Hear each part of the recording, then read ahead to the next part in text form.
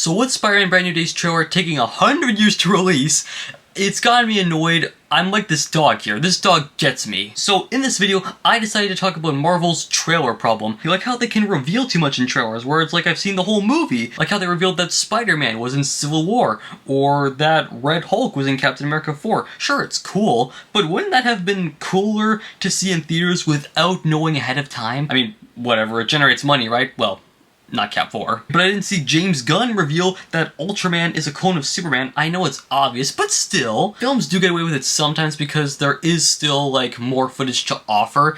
But not Cap 4. But it's insane because they were editing Tobey Maguire and Andrew Garfield out of No Way Home trailers back in 2021. Look, like, movie, trailer, movie, trailer. Same thing with Deadpool and Wolverine, which was in 2024. I mean, okay, they did reveal some things like a week before release, which I will say was kind of silly, but it wasn't Blade, Elektra, Gambit, or Chris Evans, so I'll give it that. But still, Marvel had that back then where they were like, you know, hiding certain things in their trailers. But Marvel has now been looking desperate. They obviously were fine with spoiling Cap 4 because nobody was going to watch it, and they still didn't watch it. But stuff like No Way Home and Deadpool 3 were fine because it was already going to make money. And even when you look at trailers for Infinity War and Ragnarok, Marvel was fine back then with hiding certain things because that was their prime. And they didn't have to worry about, you know, flopping. But now it's 2026 and they've posted 4 trailers a year ahead for Avengers Doomsday and none for Spider-Man yet. So I genuinely miss being lied to. I remember when trailers were like that, not just Marvel, but today you gotta spoil everything. I can practically know the whole plot for a Marvel movie just from watching the trailers. Hey, like, wouldn't it have been better if Red Hulk was a shock? Like, no one had any idea Red Hulk was in the movie? I would have freaked out if I didn't know Red Hulk was coming. Instead, the trailers showed every scene possible with Red Hulk from that movie. So, thank you, Marvel. Even with Thunderbolts, fans easily knew Taskmaster was a goner. For one thing, she wasn't in the Doomsday chairs, so spoiler. See, this is why I love DC, though. I love that in the final trailer for Superman, they still kept so much hidden, plus Ultraman's face. They're hiding the good stuff. Keep doing that, please. However, lying is one of the 10 commandments for a reason. While I said I like being lied to in trailers, it's more about, like, hiding characters and stuff. What I hate is when in the trailer they say, like, this is gonna happen in the movie, but then it never happens. You don't believe me? I'll prove it. Doctor Strange 2. The film came out right after No Way Home, and remember that spell Strange cast to make everyone forget about Peter? The trailers made us think that Strange caused some multiversal problem from that spell, and he gets punished for doing that, and he needs to fix it with help from Wanda.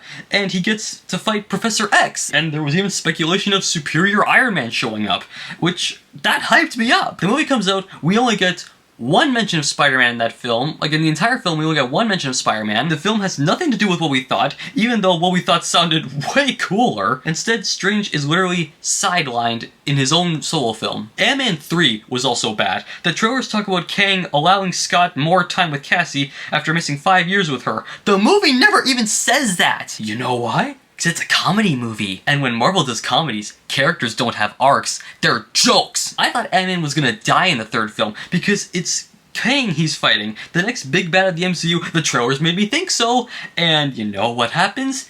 Kang dies.